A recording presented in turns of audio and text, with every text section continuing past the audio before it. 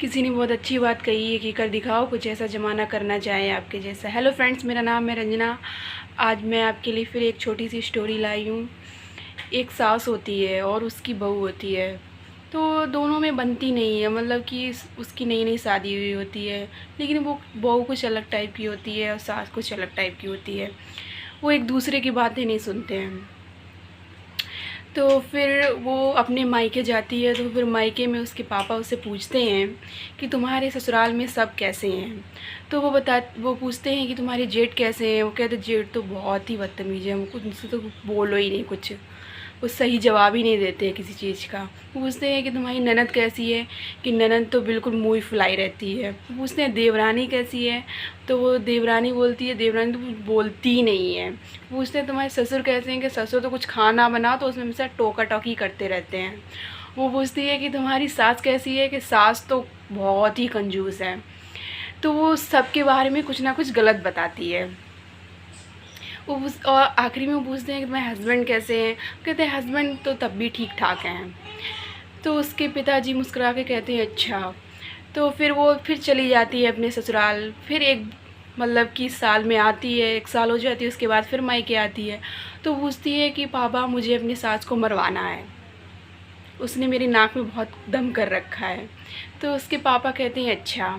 तो कहे तुम्हें अपनी सास को मरवाना है तो ऐसे मरवाओगी तो तुम्हारे पे ही मतलब इल्ज़ाम जाएगा कि बहू ने ये सब कुछ किया होगा। तो उस मतलब बेटी ने कहा कि कुछ ऐसा बताइए कि मेरा नाम भी नहीं आए और काम भी हो जाए।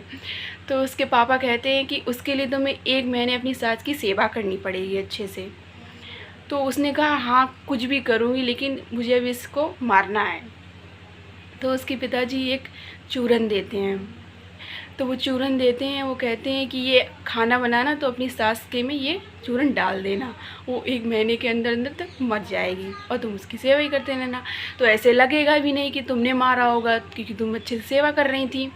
फिर वो जाती है घर पर, मतलब ससुराल जाती है। तो ससुराल जाती है तो फिर जैसा उसके पापा ने बताया था वो वैसे ही करती है।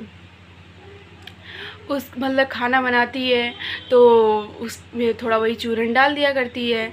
अब वो मतलब अच्छे से पैर दबाने लगी अपने सास के, अच्छे से टाइम से खाना देने लगी, उनके कपड़े धुलने लगी, उनका सारा काम वो धीरे धीरे करने लगी। उसकी सास सफाई करने लगी घर की, अच्छे से सब कुछ करने लगी। तो वो सास ने सोचा मेरी बहू तो बहुत बदल गई है, इतनी सही हो गई है। तो फिर सास भी उसकी थोड़ी हेल्प करने लगी, खाना बनाती थी ये तो खाना भी थोड़ी बनवाने लगी। और उसके बाद उसके कपड़े भी कभी कभार धुलने लगी वो सास, और उसकी छोटी छोटी हेल्प करवाने लगी सास भी। तो उसको लगा ये सास तो पहले मेरी तो बिल्कुल भी ये बात नहीं सुनती थी और कुछ हेल्प नहीं करवाती थी, अब इसे क्या हो गया है। तो फिर वो धीरे धीरे कुछ काम ये सब कुछ करने लगी। फिर क्या हुआ, एक बार वो कहती थी कि आप मतलब खाना बना लो और तो मैं परोस दूँ, ये ऐसे छोटे छोटे काम वो सब कुछ ये करने लगी।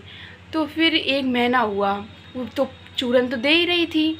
तो फिर 1 महीना हुआ, फिर वो अपने पापा के पास गई मायके। उसने कहा पापा पापा मुझे अपनी सास को मरवाना नहीं है, वो तो बहुत अच्छी हो गई है। तो फिर उसके पापा ने बोला बेटा वो चूरन मारने का जहर नहीं था, वो तो सिर्फ एक ऐसी नॉर्मली चूरन था। तो उसकी कहती पापा आपने ऐसा क्यों किया। तो उसके पापा कहते हैं कि तुम्हें ये सिखाने के लिए कि तुम अपना ही चुप रहो, दूसरों की गलतियां मत देखो, खुद गलतियां देखो कि तुम कैसे हो। ये याद रखना जब हम दूसरे पे उंगली उठाते हैं तो 3 उंगली हमारे पे भी जाती हैं। ये स्टोरी आपको कैसी लगी कमेंट्स पर मुझे ज़रूर बताइएगा। फिर मुलाकात होगी एक नेक्स्ट वीडियो एक नेक्स्ट स्टोरी के साथ।